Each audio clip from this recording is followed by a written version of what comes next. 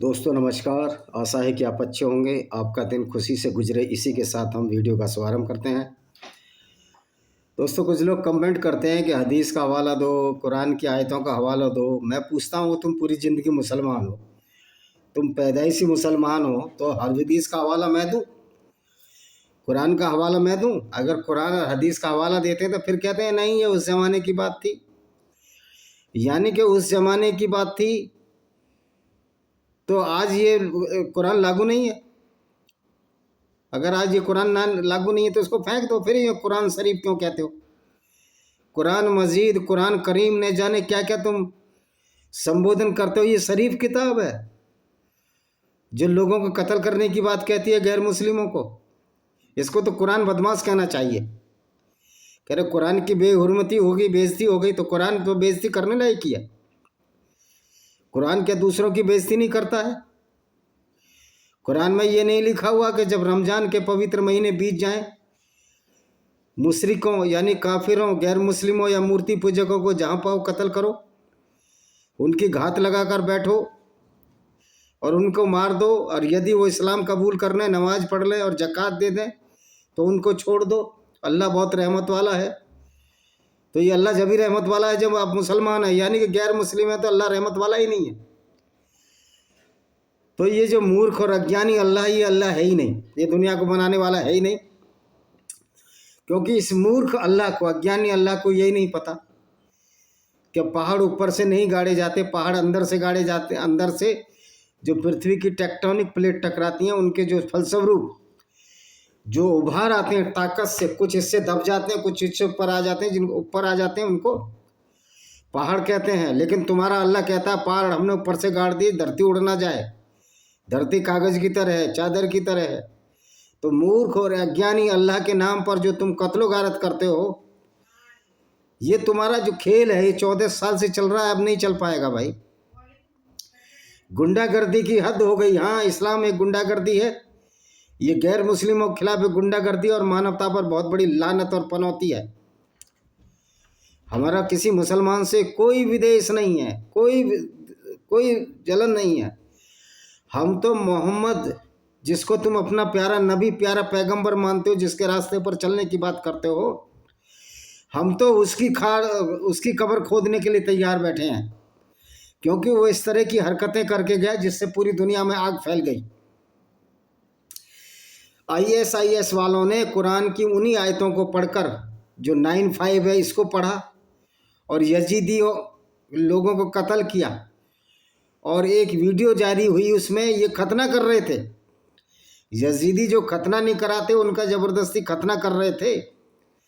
तो ये कौम जो इस्लाम को मानते हैं, भाई सारे मुसलमान नहीं, जो इस्लाम को सच्चा मानते हैं, मैं उन्हीं का ये निर्देश देना चाहता हूँ, उनको संदेश देना चाहता हूँ। तो ये कौम किस तरह से ब्रेन वॉश हो चुकी है, किस तरह से पागलपन का सवार है।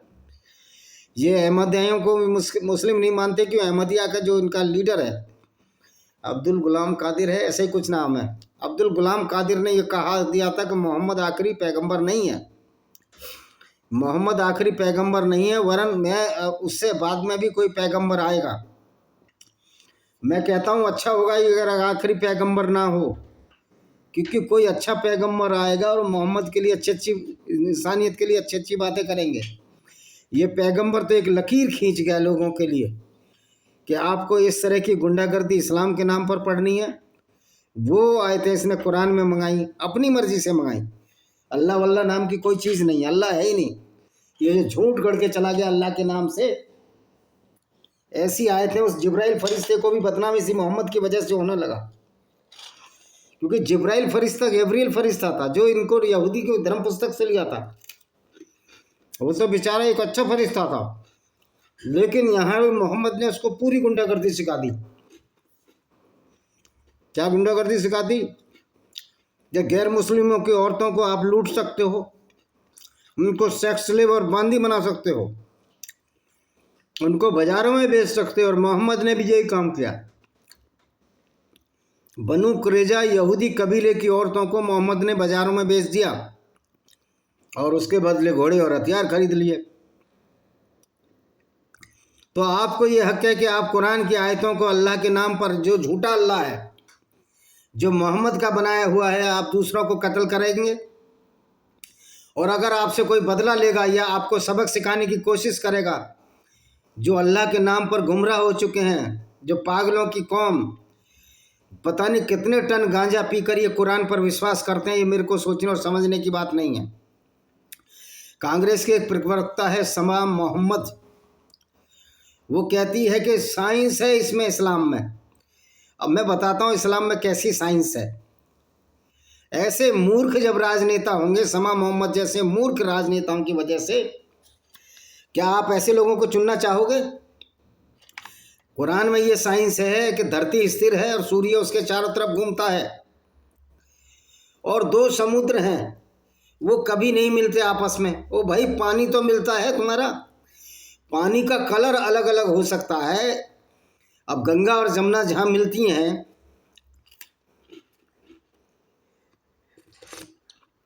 प्रयागराज में तो गंगा का पानी सफ़ेद है, यमुना का पानी नीला है। नीले की वजह से वो वहाँ डेप्थ ज़्यादा है, गंगा उतली है थोड़ी उसके मुकाबले, लेकिन पानी तो मिल रहा है। तो ये तुम्हारी साइंस है, और तुम्हारी तो ये साइंस है, अल्लाह की साइंस है, समा मोहम्मद की साइंस है।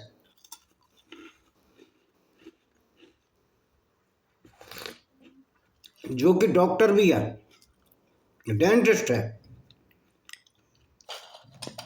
ओ भाइयों, उससे दांत उखड़वाने मत चले जाना, नहीं तो तुम्हारे पूरा जबड़ा साफ कर देगी, और जो दांत सही होगा उसको ना उखाड़ के दूसरे को उखाड़ देगी। मैं तो कहता हूँ जो डेंटिस्ट एसोसिएशन है, समा मोहम्मद को बाहर कर देना चाहिए इस एसोसिएशन से। अब आप मुसलमान डॉक्टर से पहले इलाज करने से पहले सोचना कि इस किस तरह की साइंस को, किस तरह की कुरान को मानते हैं, जिसमें खंबे लगा दिए हैं आकाश में जिससे आकाश नीचे ना गिर जाए। तो ये मूर्ख लोग कितने भी पढ़े लिख जाएं, ये डॉक्टर बन जाएं, इंजीनियर बन जाएं, ये इसी पागलपन का शिकार होते रहेंगे जिसको कि हम इस्लाम के नाम से जानते हैं, कुरान के नाम से जानते हैं।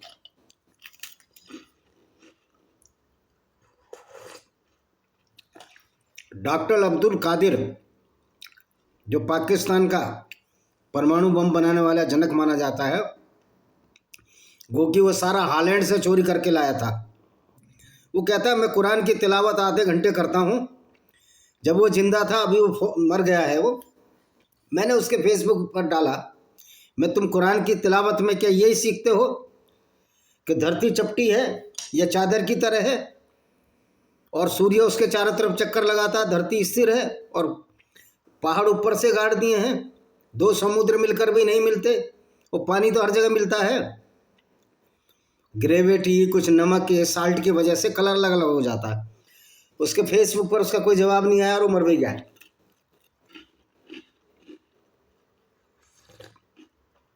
मैं ये कहूँगा कि जितना भी बड़ा डॉक्टर हो जाए, जितना भी बड़ा साइंटिस्ट हो जाए, अगर वो कुरान के साइंस को मानना है तो नंबर 1 का मूर्ख है।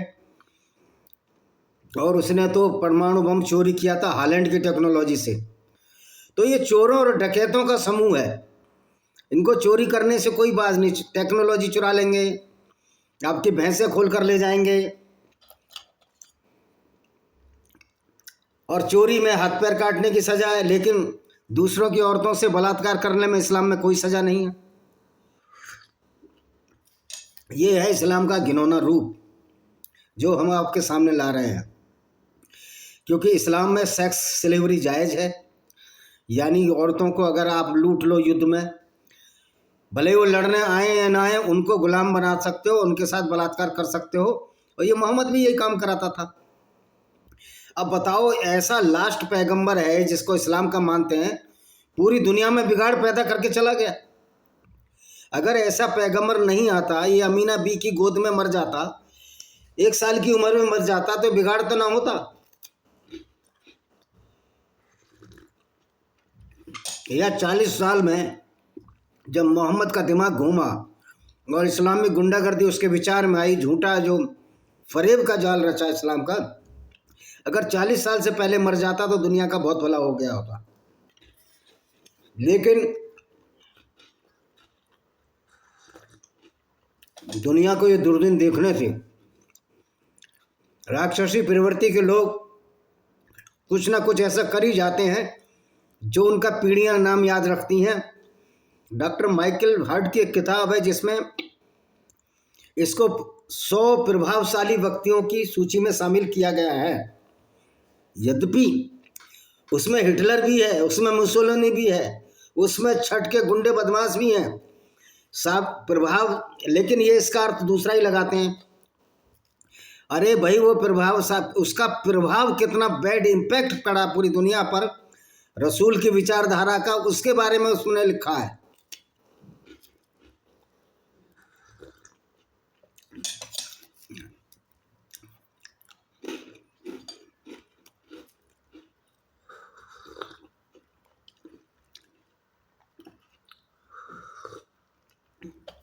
उसके बारे में लिखा है उसने कि किस तरह ये दुनिया पर एक पनौती बन गया, एक लानत बन गया।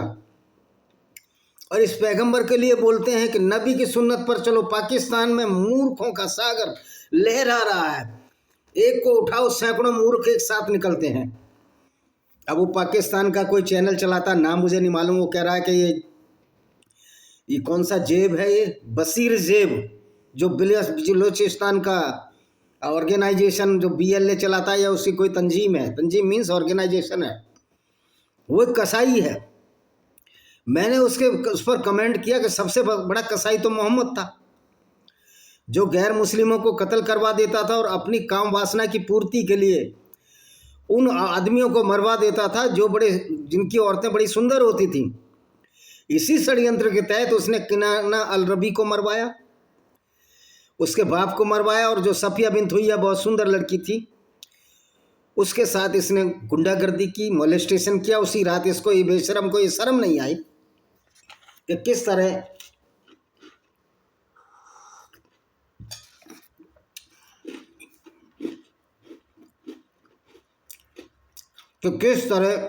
वो दुखी थी।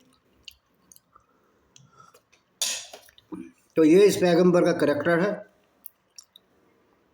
और जो ये कहता है हमें नबी की सुन्नत पर चलना चाहिए, वो बड़ा खतरनाक व्यक्ति है। ऐसे आदमी से डरो। वीडियो भी डालते हैं हमें नबी की सुन्नत पर चलना चाहिए, ऐसे आदमियों से डरो, क्योंकि नबी की शिक्षा या सुन्नत तो वो है जो फुल टू फुल गुंडागर्दी है, गैर मुस्लिमों के खिलाफ, इंसानियत के खिलाफ एक लानत है, एक पनौती है। ऐसे मुसलमानों से जो नबी की सुन्नत पर चलते हैं, आप उनसे अपेक्षा नहीं कर सकते।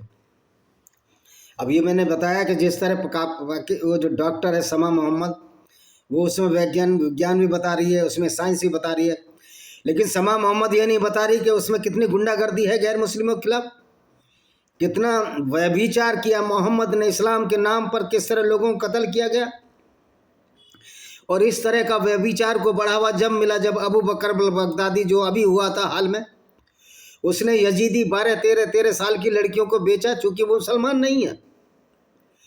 तो इस्लाम में यही है कि जब ये दूसरे कमज़ोर को पकड़ लेते हैं और उसको ला इल्ला लिल्ला कहलवाते हैं, गर्दन पर तलवार रख के या बंदूक रखकर। मैं ये पूछना चाहता हूँ कि अगर आपका पैगंबर अच्छा था तो वो लड़कियाँ क्यों बेचता था?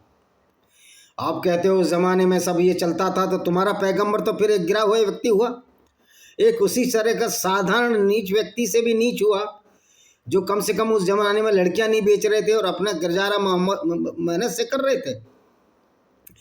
जिसको अबू लहब को, जो कि इनका रिश्तेदार भी था, चाचा था या कुछ था, तुम उसको जाहिल बोलते हो। अबू लहब को सबसे बड़ा जाहिल तो ये मोहम्मद था। अबू लहब तो ये कहता था कि मोहम्मद किस तरह की हरकतें कर रहा है, किस तरह की गुंडागर्दी फैला रखी है, और झूठ पर झूठ बोलता रहता है। इसका खुलासा किया तो पूरी कौम पागल हो चुकी है मोहम्मद के पीछे। अबू लहब को अबू जहल कहने लगे, और एक मोहम्मद इतना डरता था अबू लहब से कि पूरी 4 वर्ष की एक पूरा चैप्टर निकाल दिया। अबू मसूद के नाम से है, वो मऊसद के नाम से, जिसमें कि अबू लहब के हाथ पैर टूट जाएं, इसकी घरवाली को ये हो जाए वो हो जाए, कुछ भी नहीं हुआ। वो अपनी मौत मरा, हालांकि मोहम्मद की गुंडागर्दी की वजह से उसके सिर में पत्थर लगा और सेप्टिक हो गया, वो मर गया। तो भाई ये आखिरी पैगंबर जो तुम्हारा है, ये आखिरी ना हो तो ज़्यादा अच्छा, इससे कोई अच्छा है। वैसे तो इस्लाम में कोई पैगंबर आने वाला नहीं, क्योंकि जब तक पैगंबर आएगा बहुत देर हो चुकी होगी और इस्लाम का खात्मा हो जाएगा। जो भारत में गैर मुस्लिम जो नेता हैं जो ये कहते हैं कि बीजेपी वो करा रही है, गुंडागर्दी करा रही है, इस्लाम से बड़ी गुंडागर्दी नहीं है। शायद उन्होंने कुरान नहीं पढ़ा, शायद उन्होंने इस्लाम की विचारधारा को नहीं पढ़ा, शायद उन्हें मोहम्मद की रवायत का ध्यान नहीं है कि मोहम्मद किस तरह की एक गलत आइडियोलॉजी को छोड़कर यहाँ चला गया और उसको लोग पैगंबर कहते हैं। लानत है उन लोगों पर जो गैर मुस्लिम होते हुए इस पैगंबर का सम्मान करते हैं, क्योंकि यही पैगंबर तो एक ऐसी आयतें लाया था जो गैर मुस्लिमों को कत्ल करने के लिए आमादा करती हैं कि मुसलमान जाएं और गैर मुस्लिमों को कत्ल करें। ये रमज़ान का जो अपवित्र महीना चल रहा है, ये पवित्र नहीं है, ये अपवित्र महीना है गैर मुस्लिमों के लिए, क्योंकि इसी महीने में जंग बदर हुई थी, इसी महीने में खून खराबा यहूदियों का हुआ, अबू सुफियान के काफिले का खून खराबा हुआ, और इसी महीने में मोहम्मद ने लूट की बहुत बड़ी घटनाओं को अंजाम देने की कोशिश की, जिसके फलस्वरूप ये जंग बदर हुई। हालांकि इसमें मुसलमान जीत गए, कई बार राक्षसी प्रवृत्ति के लोग भी जीत जाते हैं। जिस प्रकार रावण ने लक्ष्मण को मूर्छित कर दिया था, अंतोगत्वा क्या हश्र हुआ उस रावण का। रावण ने सीता का हरण किया था, उसके हर साल पुतले जलाए जाते हैं। इस मोहम्मद ने तो सैकड़ों औरतों का अपहरण करके उनको बाजारों में बेचा। तुम्हारी ही किताब सही बुखारी सीरत रसूलुल्लाह इब्न इसाक चैप्टर 83 465 नंबर पेज पर साफ साफ लिखा हुआ है कि मोहम्मद ने औरतें बेची। अब ये लोग तर्क देते हैं कि मोहम्मद जब औरतें लड़ने युद्ध में आती थीं उन्हीं को हम लूट लिया करते थे, मुसलमान लूट लिया करते थे। लेकिन मारिया इल्किबतिया तो लड़ने भी नहीं आई थी। मोहम्मद ने अल मकुकस जो गवर्नर था अलेक्जेंड्रिया का के ईसाई, उससे कहा कि आप इस्लाम फैलाओ। वो बहुत चालाक व्यक्ति था, उसने कहा मोहम्मद एक काम लिप्सा और औरतों का रसिया है, इसलिए रंगीला रसूल किताब भी लिखी जिसमें भारत में प्रतिबंध है। बड़े सोचने समझने की बात है। यानी कि गैर मुस्लिम कितना डरते हैं और कितनी सरकारें डरती हैं मुसलमानों से। इसकी वजह है हम सब कमज़ोर हैं, हम सब इस्लामिक विचारधारा के खिलाफ ढंग से लड़ाई नहीं लड़ रहे हैं, और ये भाईचारे कहकर ये आपके गले काटे जा रहे हैं। कोई भाईचारा नहीं है इस्लाम में। तो अल मकुकस ने इसके को 2 लड़कियां दी, एक मारिया इल्किबतिया जो कॉप्टिक क्रिश्चियन ईसाई थी, जो आज भी है, कॉप्टिक लैंग्वेज भी है। बहुत पुराने ईसाइयों को जो मिस्र में रहते थे उनको कॉप्टिक ईसाई बोलते हैं, और उसकी छोटी बहन सीरीन भी थी। मोहम्मद ने बड़ी बहन को रखेल बना लिया मारिया इल्किबतिया को, और उसके साथ ही अवैध संबंध बनाए रहा। इसकी पत्नी थी नहीं, इसकी पत्नियां तो वहीं रहती थी जहाँ ही रहता था। उसको एक बागीचे में रख दिया और वहीं से संबंध बनाता रहा। एक दिन हफ्सा ने इसको पकड़ लिया। जब हफ्सा के कमरे में इसने मारिया इल्किबतिया को बुलाया और हफ्सा को धोखे से भेज दिया कि जाओ तुम्हारे पापा उमर जो कि दूसरा खलीफा था तुमको बुला रहे हैं, वहाँ चली गई, और ये इसके साथ अवैध संबंध बनाता रहा।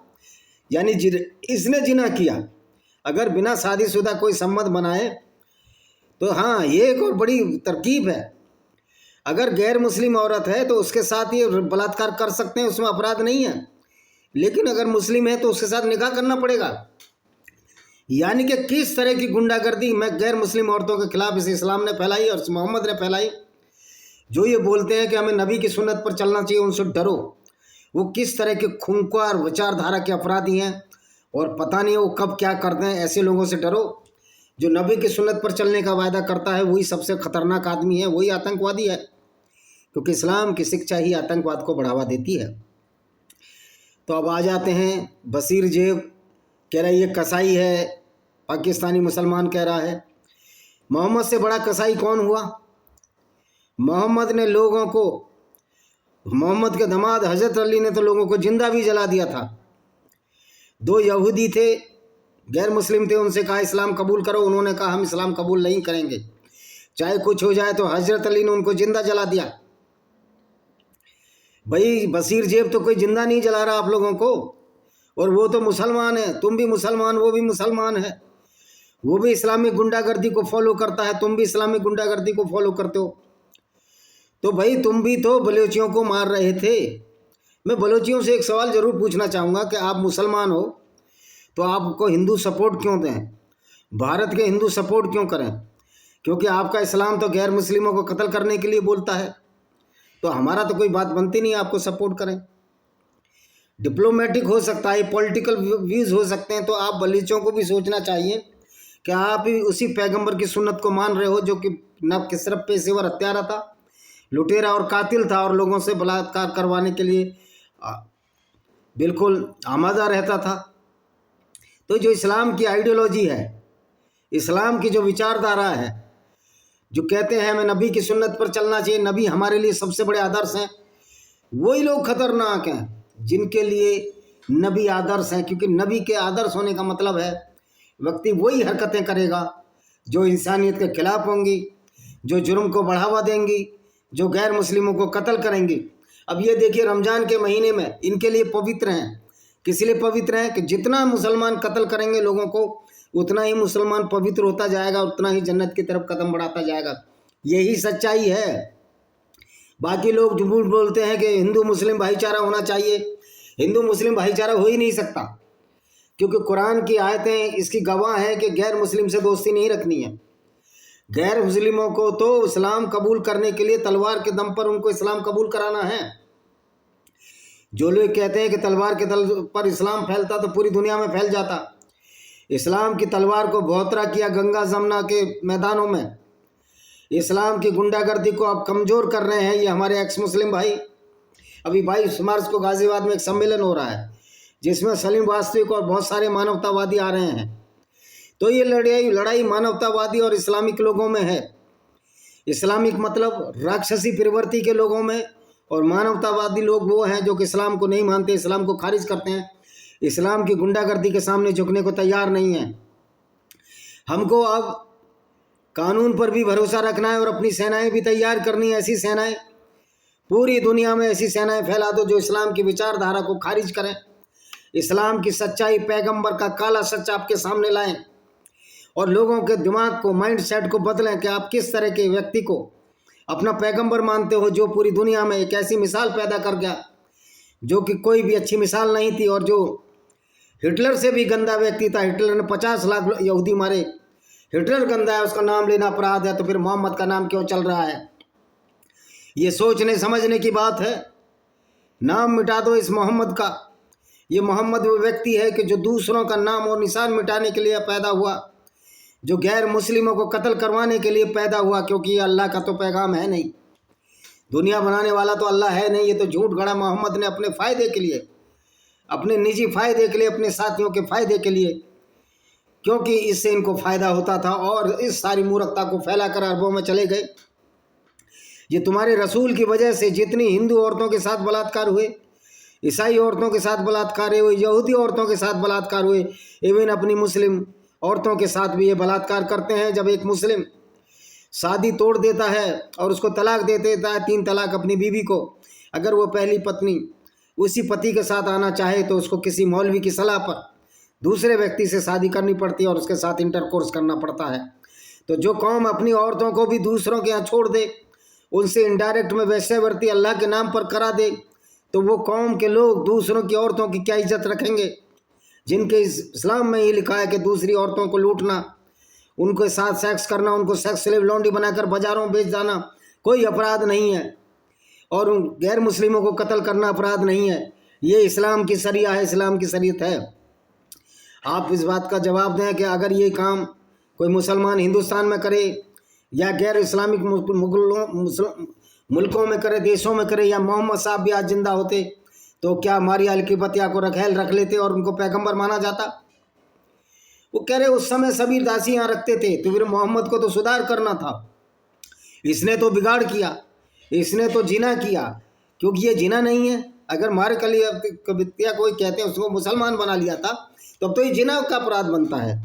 अगर मुसलमान नहीं बनी थी तब आपका वही अभिधारणा, वही कंसेप्ट इस्लाम की, गैर मुस्लिम औरतों की कोई इज्जत नहीं है। तुम तो अपने समाज में अपनी मुस्लिम औरतों की इज्जत भी नहीं करते। अपनी मुस्लिम समाज की औरतों की इज्जत को आप दूसरों के हाथों लुटवा कर खुश होते हैं, जिसको कि हलाला प्रथा कहते हैं। तो ये इस्लाम का एक काला चिट्ठा, ये काली आइडियोलॉजी, एक घिनौना चेहरा जो पैगंबर मोहम्मद, जो इनका आखिरी पैगंबर था, और ये कहते हैं नबी से तो बड़ा कोई हुआ ही नहीं।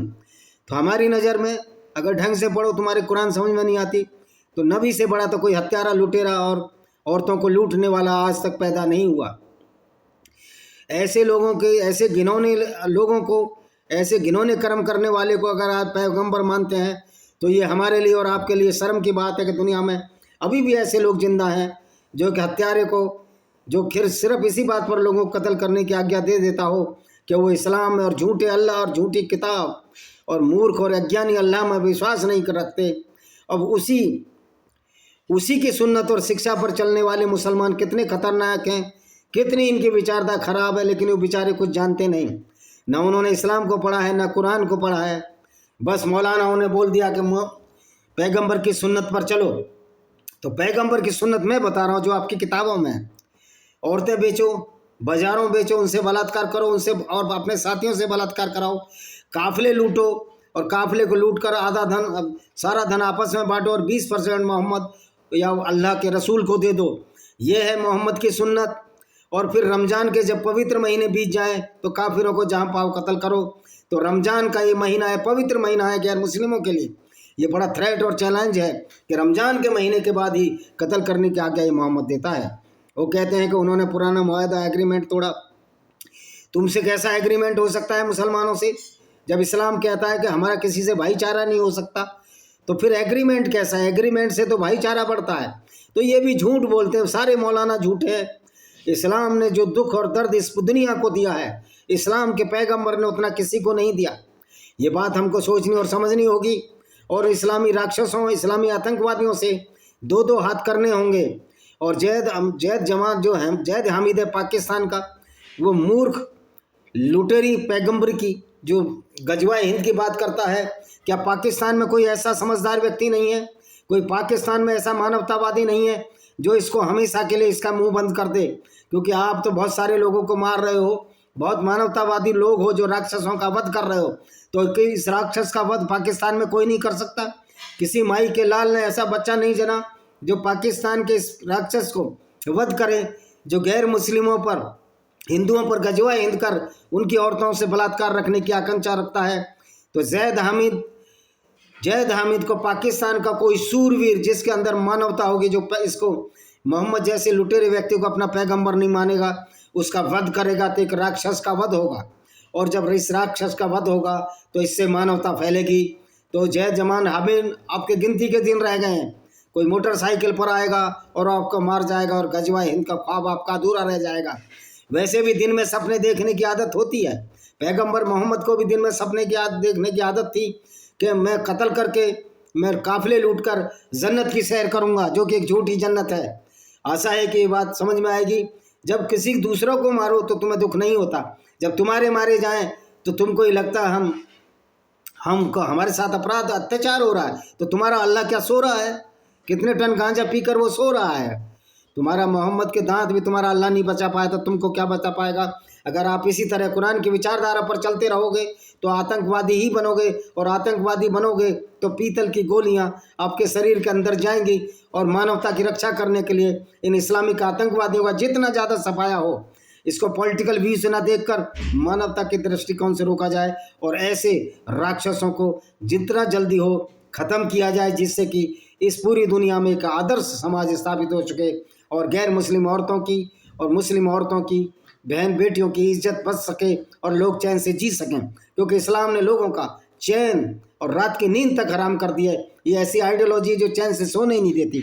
आज भारत में होली मनाने में मस्जिदें ढकी जाती हैं। भाई तुमको अगर नापसंद है होली तो मत मनाओ, लेकिन होली तो हम खेलेंगे, तुम्हारी मस्जिदें ढकी जाए। वैसे भी मस्जिद तो अल्लाह का घर है।